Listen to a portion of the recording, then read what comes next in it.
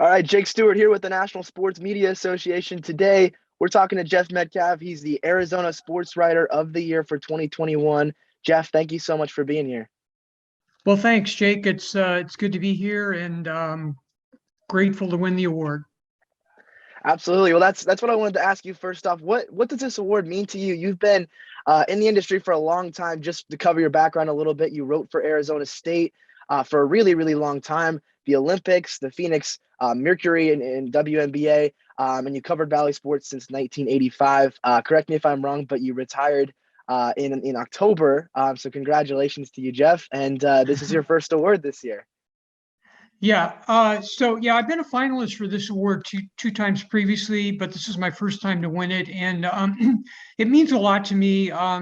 Not just because of the retiring part of it, but I think the fact that I've covered most of my career, I've covered Olympic sports, college sports, women's sports. It hasn't maybe been a traditional route that other people have gone where you're trying to cover mainstream men's professional sports.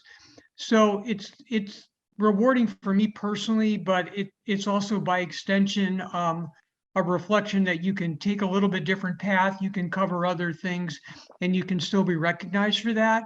And I've been recognized in other ways over the years and won a number of writing awards and that sort of thing.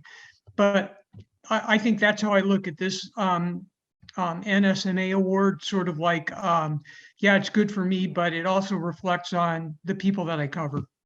Absolutely. Yeah, clearly you're a very versatile guy. You've covered almost everything you could think of in the Arizona area. I wanted to ask you, obviously you've been in this industry for a long time, but what brought you into the industry? Well, I grew up in a small town in Northwest Illinois, about 15,000, not the Chicago suburbs, but in the farm country. And my parents were both educators. My dad was a principal. My mother was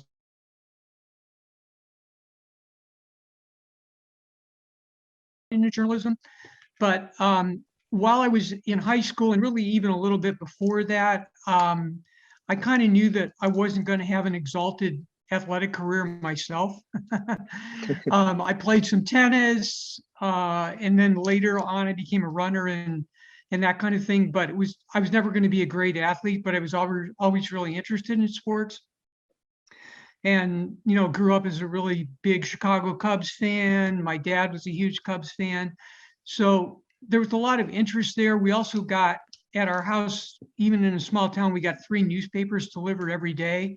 Wow. Which sounds kind of crazy now when you think about it, but we had the local paper, the Rockford, Illinois paper, and the Chicago Tribune all delivered to our house. So it was kind of a combination of all those sort of things that got me interested. And when I was in high school, I had an opportunity to write about my high school team. And then I went to the University of Illinois to major in journalism, which I did. And then my career just kind of progressed from there. So I think my parents were very supportive of me going into something different from what they were doing. They weren't like, oh, you need to be a teacher or something like that, or this, we don't know much about this newspaper business.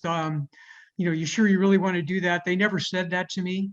And so their support, and then just kind of the foundational things that were in my background, that's what kind of got me started. Wow, that's a great story. I'm sure you probably wrote about some incredible stories over the years. Is there anything, I guess, let's say biggest event or best event you've been able to cover? What would you say? Well, I've covered 15 Olympics, so it's hard to pin it down, to one of those. I think just the general rush you get covering the Olympics is probably the best way to put it. Sure. The first one I went to was in 1984, which was in Los Angeles. And then I didn't go again until 1992, which was in Barcelona. And the 84 one is a really good introduction to the Olympics for me. But when I went to the first one that was outside the United States, my first one outside the United States, it was such an international feeling, just so different than anything I'd experienced in my entire life. Although I had been out of the country before, but not in an Olympic context. That I think really just lit the fire for me to keep doing as many Olympics as I could.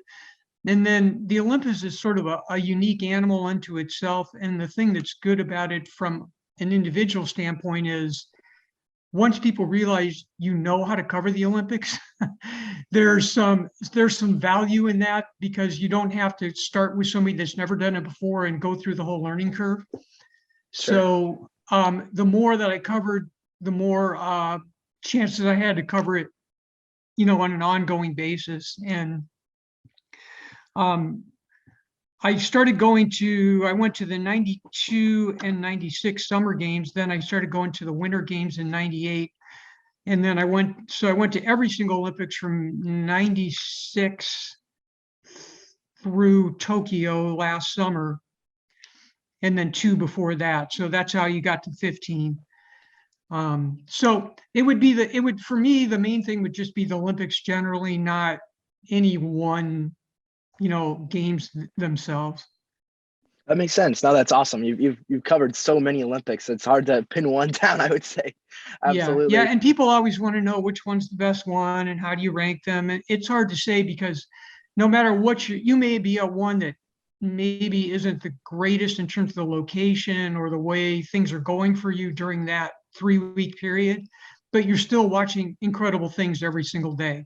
So Absolutely. I Yeah. don't put any of them down. I mean, I love Barcelona. I love London. Even Salt Lake in 2002 was an amazing Olympics for a Winter Olympics, but all of them had their incredible moments. Absolutely. Well, I wanted to ask you too, for somebody that's been in the industry for a really long time, obviously, COVID comes in and nobody was expecting it, to say the least. That how much did your work change and how much did the work change of other sports writers around you?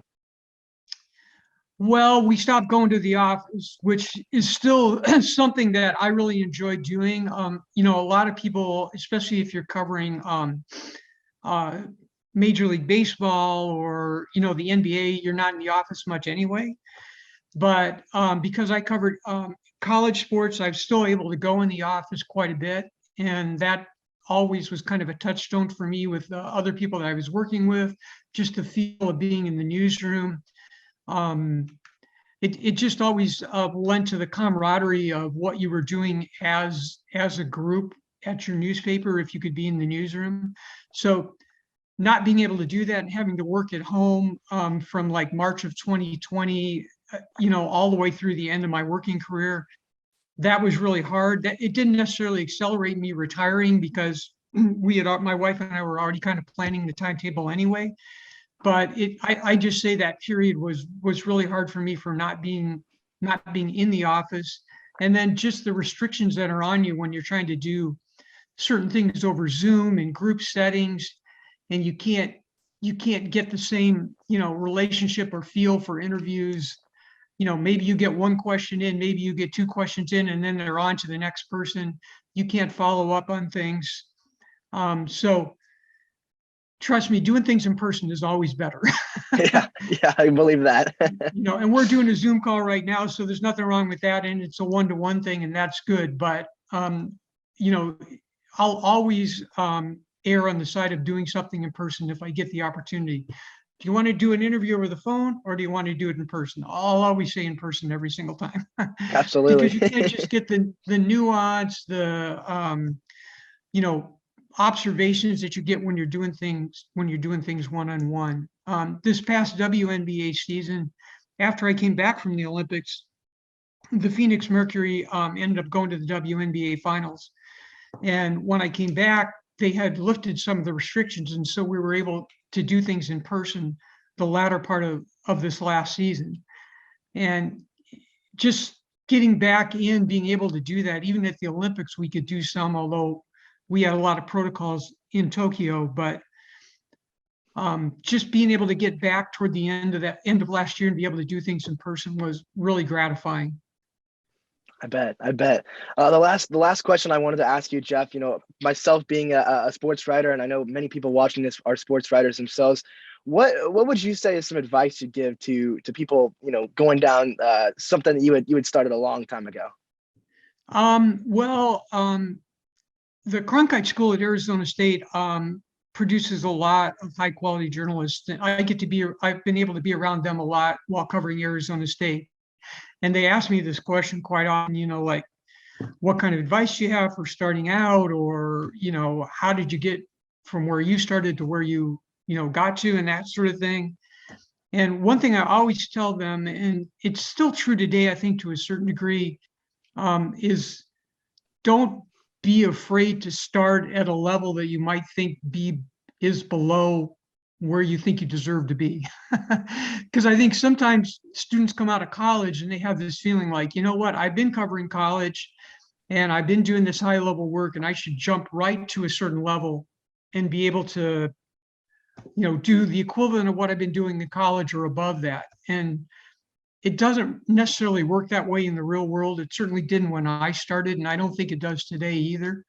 And so I think when people can start out, even if you're going to a place that's a smaller market and maybe you're covering nothing but high schools to start out with, you can learn a lot from doing that.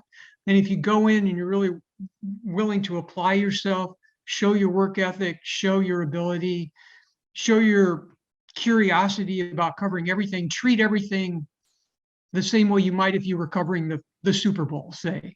That's one thing that I believed in from the start, and I think that has really served me well all the way along. Take everything seriously and give it your full respect. If you do all those things early in your career, it's only going to help you, and people are going to recognize that and respond to that. And it's going to help you move up the ladder. I worked my first 10 years in Colorado Springs right after I got out of college. And the first 5 of those, I covered nothing but high schools. But I look back on those years and I realized how much value there was in those 5 years. And then, the work I did was recognized to the point that I went overnight from covering high schools to covering the Denver Broncos and became the sports editor there before I moved to Arizona. So you'll get your chance, you'll get your opportunities, but don't be afraid to make the most of the entry level as well. I love that advice. I think that's something we all need to hear a little bit more, shoot for the stars, but you got to also know your place a little bit, work your way up. That's great advice. Right. Thank you so much again for coming on today, Jeff Metcalfe. He's the Arizona Sportswriter of the Year for the 2021 year. Thank you so much again. All right, Jake, thanks a lot.